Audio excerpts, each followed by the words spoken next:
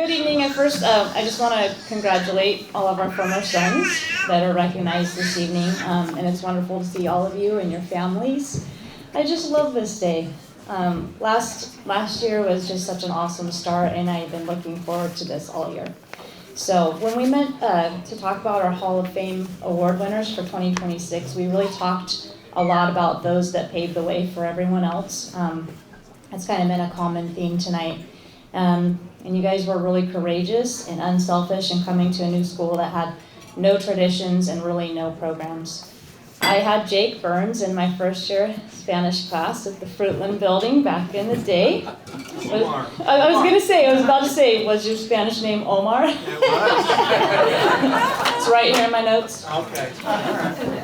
And Jake was fun and silly and a really good athlete, and he was a popular guy, so it's no surprise that he would pursue the lovely Chandra, who's still by his side today.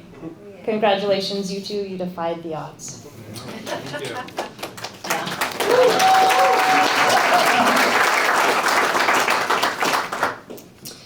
Jake helped build a foundation for other athletes coming through our programs, and that brings me to Tyler Matera, who I was blessed to have in my third year Spanish class. A few years later in the beautiful new building, Tyler chose the Spanish name Te Adoro, which is almost identical to the phrase Te adoro, or I adore you. What a perfect phrase to describe a person that truly has been loved and adored by all of us. Yeah.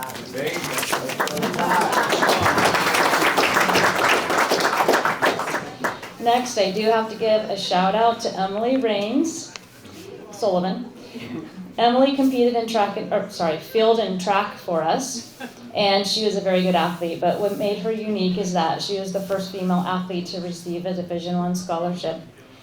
And I attribute that to the time that she spent in the weight room.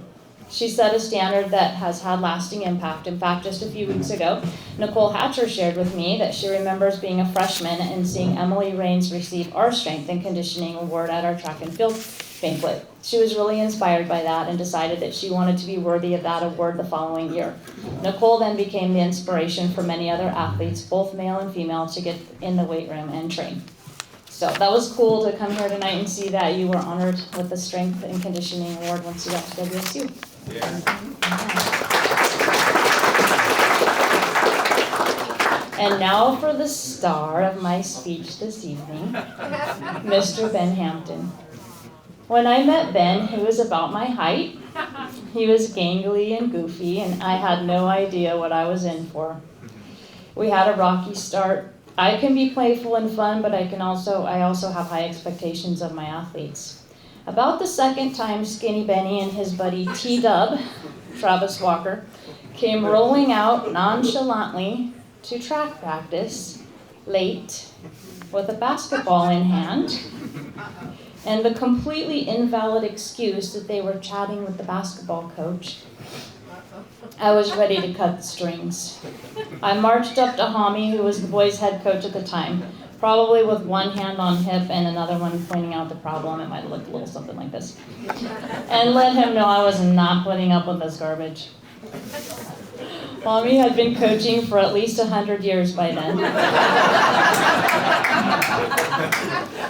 I'm not sure, but I do know he was my husband's kindergarten PE teacher.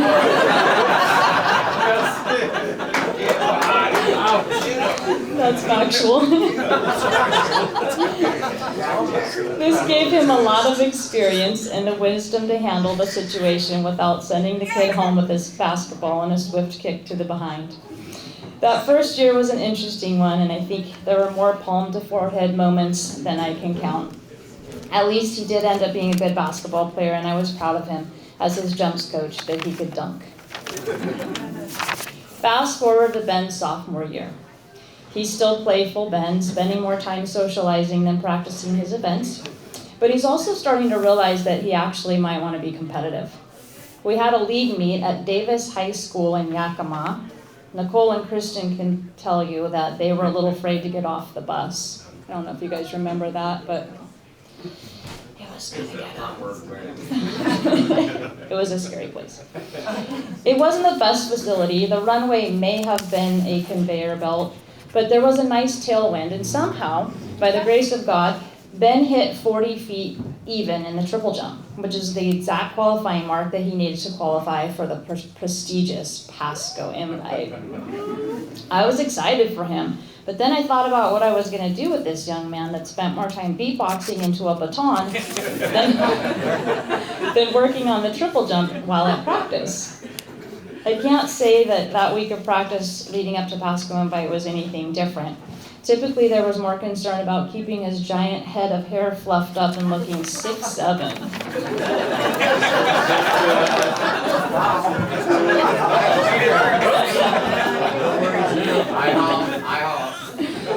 It's gonna turn good here.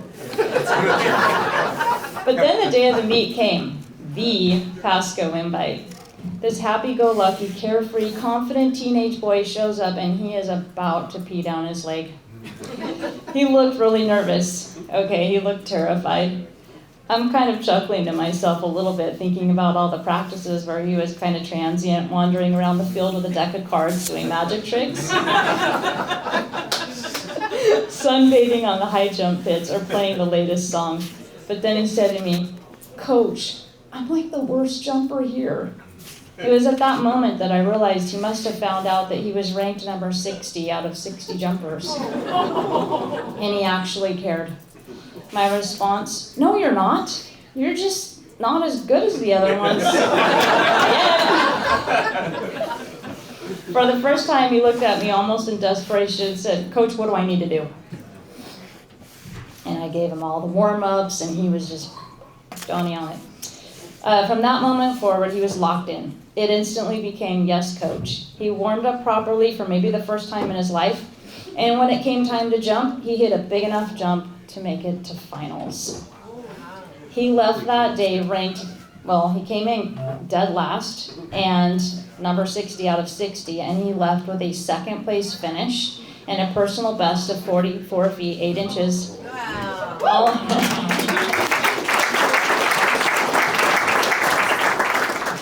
Almost 5 feet better than the jump he put together at the previous meet, which included a tailwind. Over the next 2 years, he was the most coachable and amazing young man. He went on to win the Pasco invite. Did you win it twice? Maybe once? I know you won it. He discovered that he jumped better when he had IHOP for breakfast. So he became IHOP and I became iCoach. We had an amazing coach-athlete relationship and we made a great team. The jumping nicknames were passed along to his younger brothers. Shane was UPS or UPS, and Dominic became Domino's Delivers Hot and Fresh. He went from being a freshman that could barely make it into the pit to a junior who was jumping straight out of the pit. I started calling him straight out of Hampton. Ben had an amazing junior year, and senior year was even better. I believe Ben was undefeated his senior year in that triple jump until we got to regionals. There was a guy that Ben nicknamed Buster that had a little bit better day that day, and it was tough. I was bummed out, but Ben was always positive, and he found a way to turn anything negative into something positive. He said, "It's okay, Coach. This is the exact motivation I need for state." Well, we got to state, and even though his hair was on point, with braids and everything, things weren't going super great. He had a lot of adrenaline, and his steps were all over the place. His stride was the length of an Olympic swimming pool, so trying to adjust his steps required the expertise of an aerospace engineer. Finally, he got to his last jump. I was a nervous wreck. At this point, the tables had turned, and he was comforting me. I was trying to calculate how far he needed to move back because he had just fouled, and he said something like, "Don't worry, Coach. We got this, Coach." This confident and hopeful young man took a giant step back on the runway. I mean, it was like big. It's probably like this. Usually in adjustments in the jumps, we'll go a couple inches. I think you moved back like a yard. I might have buried my hands in my face, almost unable to watch. Somehow he uncorks a 48-foot triple jump, wins state, and hits the mark that he needed to earn his scholarship to WSU.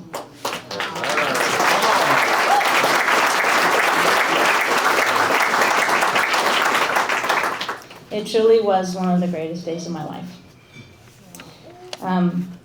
Ben wasn't just a jumper to me. He was family. I have so many fond memories of Ben. To this day, there are certain songs that play and I think of him, such as Fresh and Clean or Roll Out. He made the best highlights videos set to music. He was ahead of his time and his love of creating videos launched him into his career. Ben always had a crowd of people around him. To his boys, I know they're not here, but they're going to see, hopefully, a recording. You might only know him as Dad, but your dad had aura. You could give him a wooden spoon, a spatula, and a pan, and he would create a song with the best beats. He did magic shows for kids' birthday parties, did amazing impersonations. He was an athlete, a comedian, and a musician. He was even fluent in German, so he could talk on the phone to his grandparents in Germany. I didn't believe him until I went to your senior party and you were on the phone with Oma speaking fluent German. It's cool. He was Mr. Southridge, and he was everybody's friend. In closing, I want to call up one of his teammates, Nicole Hatcher, who always has my bows, to share a couple of funny memories about Ben before we call him to the stage.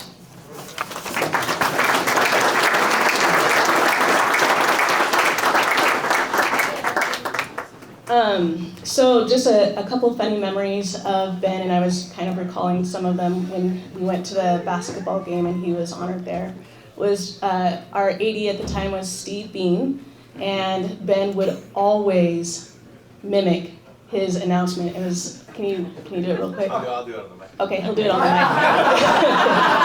mic. It was spot on. He also, he was just very, very creative, and so he had his magic tricks. I think his mom bought candies at Costco and he would sell it in his backpack. And so he was definitely an entrepreneur. But the most fondest memory I have of him is just being a solid friend. And I just wanted to thank him so much for that. And it was just an honor to have him as a teammate in high school, but then also to have him as a teammate going into college. And so it was both of our freshman year at WSU, and it was our first track practice, and Coach Sloan was telling us what the workout was supposed to be. And it was like some 3 to 5 mile run. And I'm a sprinter. I don't do distance. And he starts saying, you're going to go this way, and then you're going to turn on this street, and then you're going to do this, and then that, and then you're going to hit this hill, and blah, blah, blah, blah, blah. And I was just like, oh my gosh. And he's like, and do not walk. And I was like, so afraid. And Ben must have been standing next to me. And I was like, Ben, well, please, please, please, do not leave me. And he's like, I won't. And I was like, no, I'm serious. Don't leave me when we go for this run.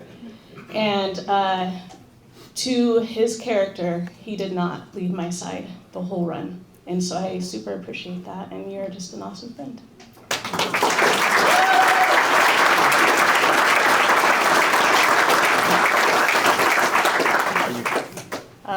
I just wanted to point out also that this group of the class of 2002 is a really special group.